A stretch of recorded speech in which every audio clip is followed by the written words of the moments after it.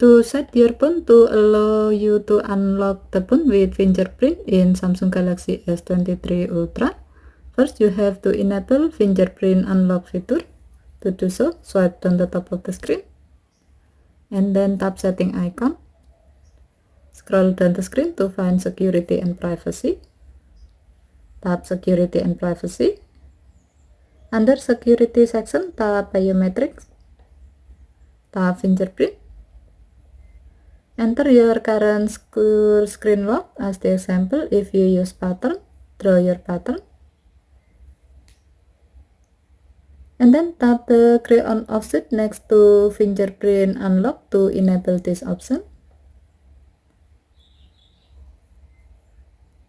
When the switch turns blue, it means that this option is on. When the fingerprint unlock feature is on, now you can use register fingerprint to unlock the phone. Okay, thank you for watching. Have a nice day.